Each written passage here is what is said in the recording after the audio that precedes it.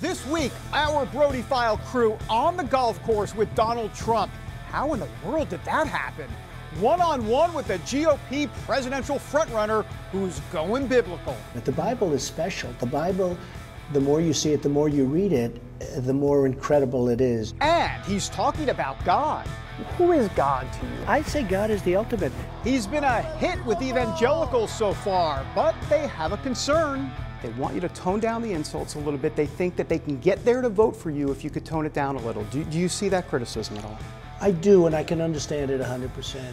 Rolling along with Donald Trump in the golf cart on the 18th hole and one-on-one. This is going to be one terrific show, the best. We're huge with evangelicals. The Brody File on Across America with Donald Trump next.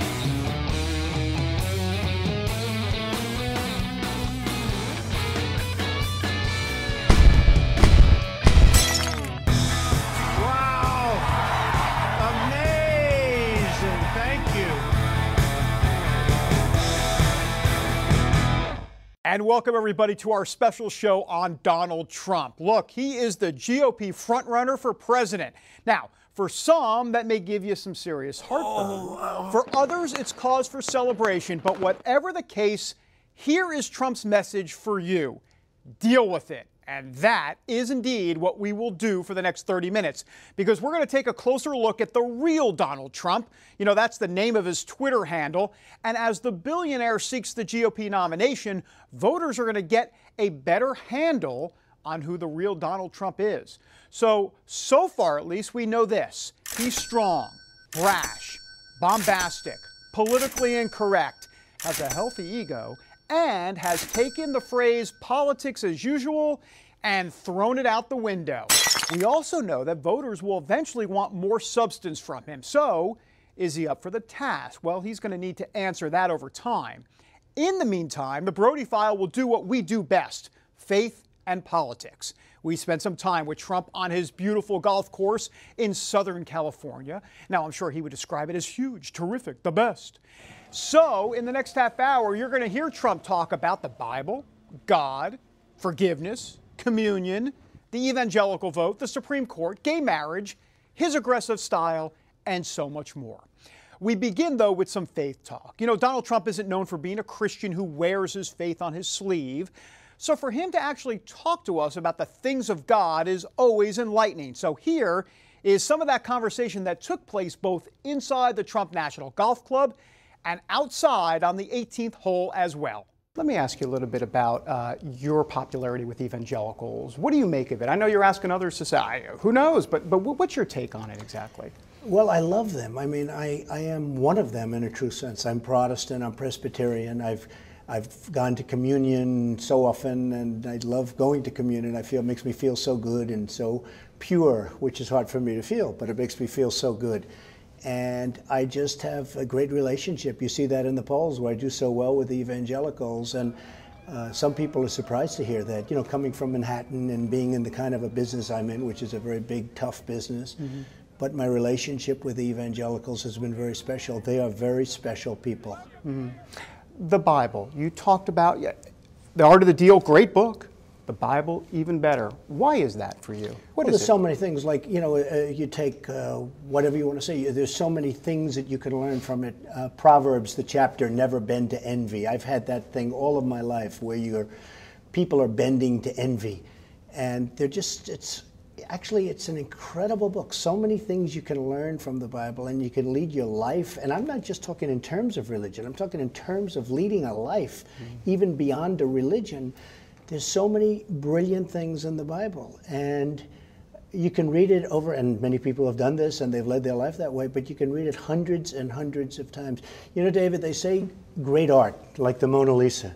Some people, they look at it and it doesn't look as great at the beginning, and then they'll look at it. By the time they see it many, many times, it becomes the most, they can't take their eyes off it. Mm-hmm. Whereas art that's not great, you look at it, it looks beautiful at the beginning, but you get tired of it. The Bible is special. The Bible, the more you see it, the more you read it, the more incredible it is, and the more you realize. It's like a great, you could say, I mean, I don't like to use this analogy, but like a great movie, a great, incredible movie. Mm-hmm. You'll see it once, it'll be good. You'll see it again, you can see it 20 times, and every time you'll appreciate it more. The Bible is the most special thing. Let me tell you a little bit about the word on the street. And you and I, we've talked before, and I can give it to you straight, which is this. The word on the evangelical street is there are evangelicals that really are interested in voting for you, but they want you to tone down the insults a little bit. They think that they can get there to vote for you if you could tone it down a little. Do you see that criticism at all? I do, and I can understand it 100%. But, I am a certain type of person. Right. And over the years, I've made tremendous deals, and they've been rough and tumble, and I've dealt with some terrible people and some good people, but I've dealt with some really terrible people, like our country is dealing with. If you look at who our country is dealing with, I don't even want to mention names because, frankly, I'll probably, if I win, I'll have to be dealing with the people. At least I want to be starting off even, where we can maybe get along. There are some that I think will come over because I think they say, well, he may not be perfect, but he is one of us, and he's going to do a great job for the country. And ultimately, you do need that. Frank once in that whole Iowa thing where, you were asked about whether or not you've asked God for forgiveness, and you're like, no, not really, not too much. But beyond all of the forgiveness stuff, do you believe that it's important to ask God for forgiveness? How do you feel about that? Well, I do. I think it's great. And I consider communion to be a very important thing. And, when I go to church and I take communion, I consider that asking for forgiveness in my own way. And I do think it's a great thing, and I think it's an important thing, and it makes you feel good. And frankly, I view communion, and maybe I was getting a little bit cute and we were all having fun. And by the way, you will know, the audience, which was largely evangelical, gave me a standing ovation when I left. I got the biggest standing ovation of anybody. Right. And we were all having fun. I didn't know it was going to be such a big deal. And actually, it turned out not to be a big deal because the polls came out right after that, and the evangelicals like me. So I was happy about that. But no, I think communion to me is very important. I think also, somebody said right after that, and I was talking to a very good group of people and a pastor, and they said to me that one of the things you've done a really good job on is raising your children. My children are terrific children. They're doing a great job. They're hardworking. They did well in school. They went, it's an important element. And to me, that's a part of the whole process of God and religion and study. And they've been terrific. So I'm very proud of my children. Tell me about God. When I say God, tell me about God.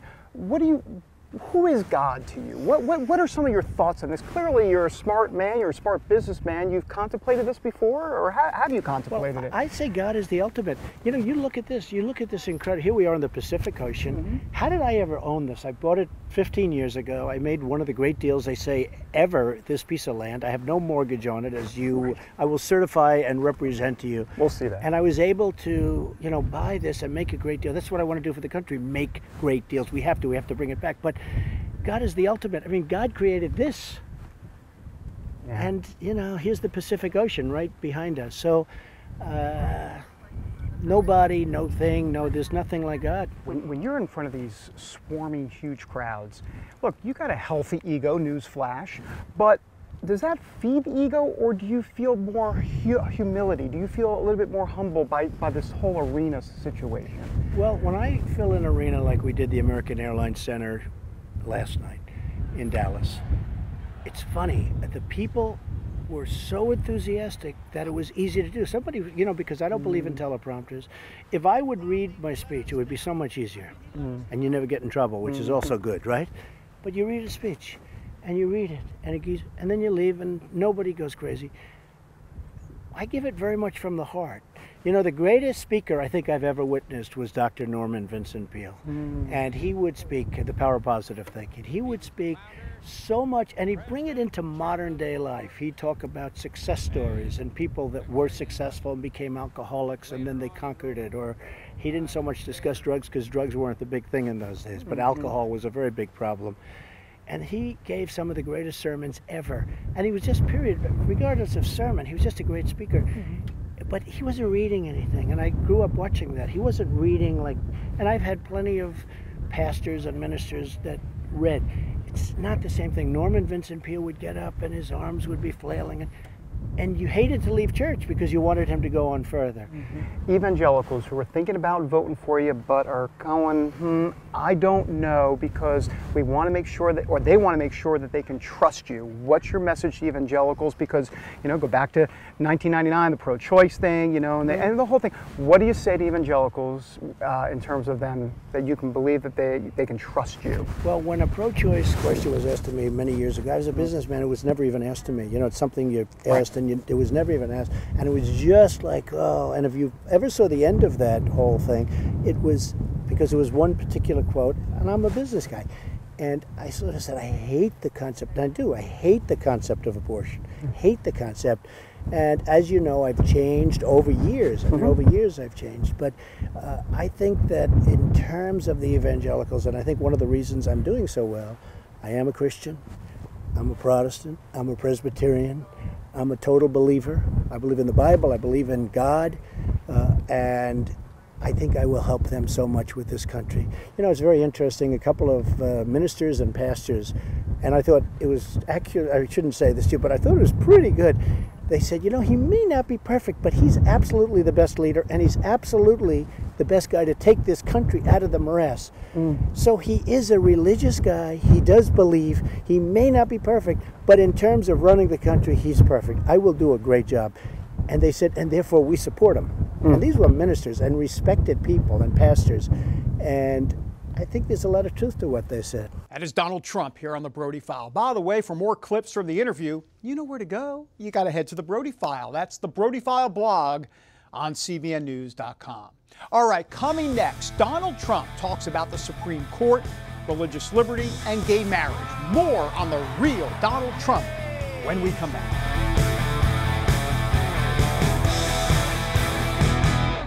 And welcome back, everybody, to our special show on Donald Trump. Hey, let's be honest for a moment. Who would have ever believed that Donald Trump would actually be leading the Republican nomination for president? Now, your answer might be, well, I'm sure Donald Trump expected this all along. Actually, not really. Let's return to our interview to hear the Donald address that and a few other faith-related issues like religious liberty, same-sex marriage, and the Supreme Court. Did you expect this? I know when I've been on the road with you before, you said, look at the crowd, look at all of this. But did you really expect Trump mania, if you will, the Trump show, if you will? Did you really expect this to be what it is today? Well, I always expect to win. I want to win. And I've always had a nice habit of winning.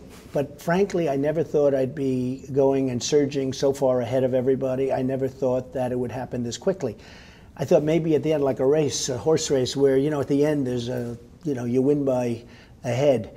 But the truth is, I never expected the kind of, where you had 31,000 people in Mobile, Alabama. And I mean, it was an amazing evening. And then the other night we had, as you know, in Dallas, we had 20,000 people. We filled up a whole basketball, the Mavericks Stadium. Yeah.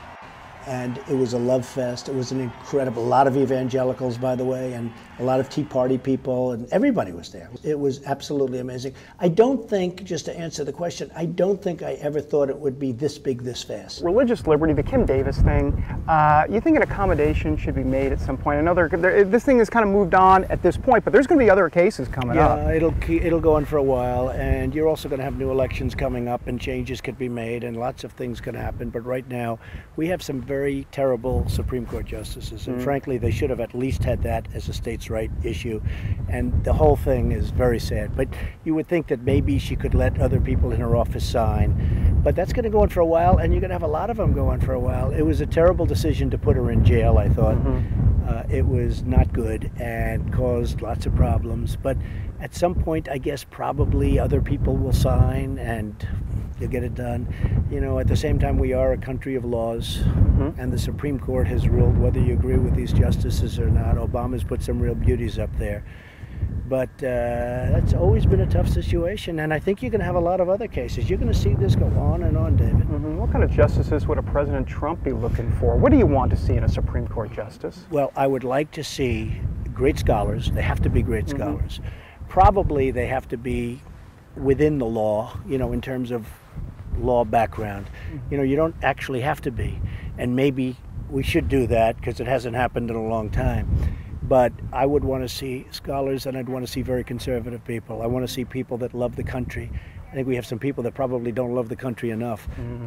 I want to see people that love the country and want to do the right thing. Donald Trump and some of his thoughts here on the Brody File. You know, as the campaign rolls along, he'll need to probably go deeper on substance, but so far voters seem to like what they hear. All right, coming next, Donald Trump, Muslims, and the president. Oy, the latest controversy and what Trump told us about Islam. Back in a moment.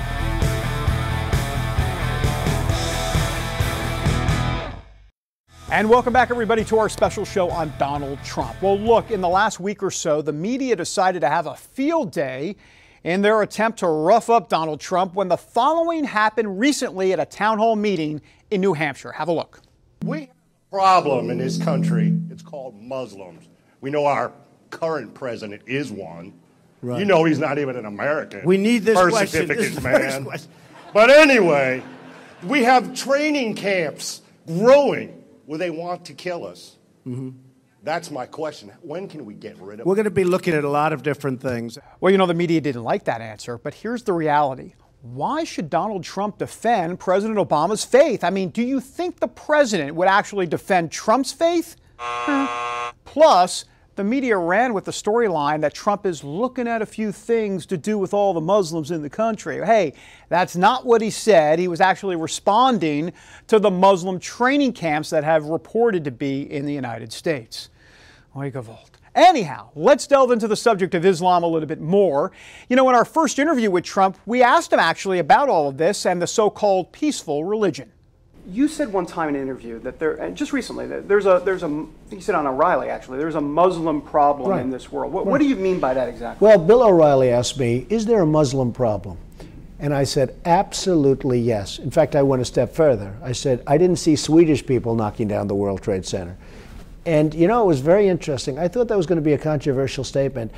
And somebody, I think it was Dennis Miller, when they introduced him, he was doing like an analysis of my interview. He said, I love it. The guy said what the truth is. He didn't mince his words. He didn't say, oh, gee, no, there's not a Muslim problem. Everybody's wonderful. And by the way, most Muslims are wonderful people.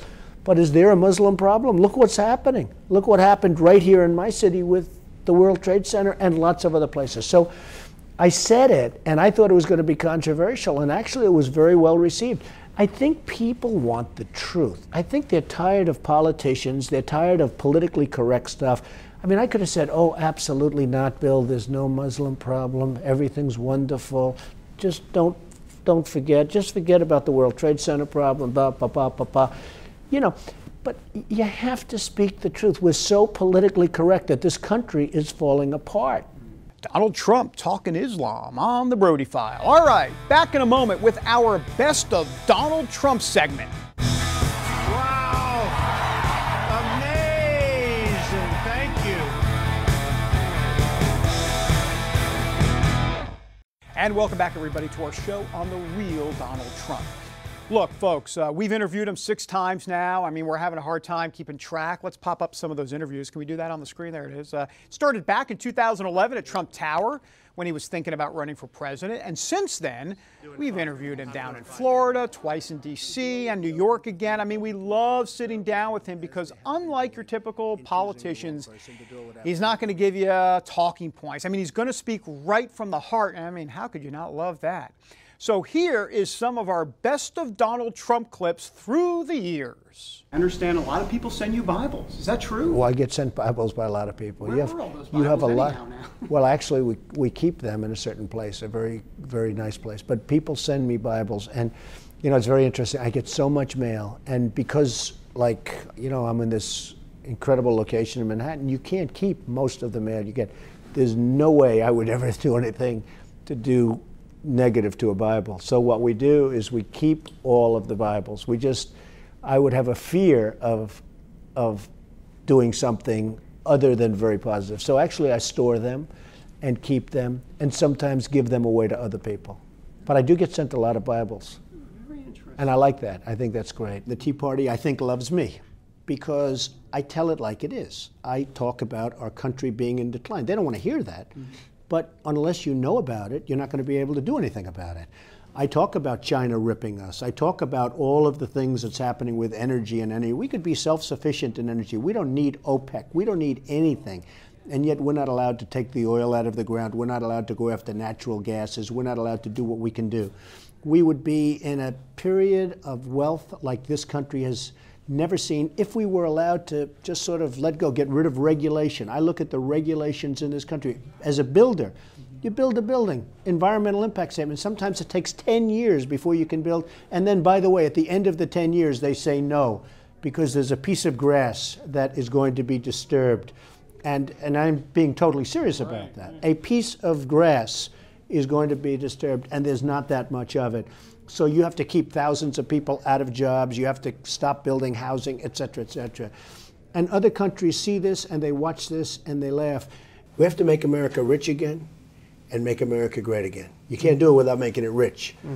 And right now, China's taking all our money, and others, many other countries, Mexico, Japan, many other countries are taking our money. Saudi Arabia, they make $1 billion a day, and they don't pay us anything for protection. They don't pay us anything, and they would if we had the right messenger. And then when we have a meeting, last week the president had, they won't even show up to the meeting. They tell them we're not coming, or we're not having the king. So give me a break. So we'll make our country great again. Donald Trump through the years here on the Brody File. All right, we're back next with a classic Donald Trump moment. See you in a moment.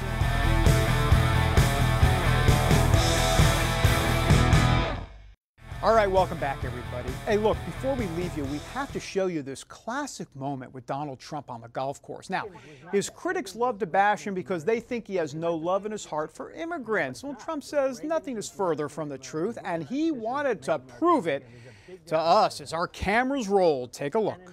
These are great people. They've been with me for 15 years. They're fantastic. Tell them where you're from. I'm from El Salvador, in Guatemala. And do you like working for me? Yeah, we like it. Ah, these are great guys. Yeah. And I have thousands of Hispanics that work for me, and they love Trump, right? Yeah. Okay, thanks, fellas. That is classic Donald Trump. Love him or hate him, he is certainly entertaining. Nobody thought he'd ever be the frontrunner for the GOP nomination, but one thing about Donald Trump, he's a fighter. He knows the art of the deal because, well, heck, he wrote it after all. So now we just sit back, relax, grab some popcorn, take a seat, and watch how the real Donald Trump saga plays out. I'm David Brody in Washington. God bless everybody. Have a great week. Wow! Amazing! Thank you.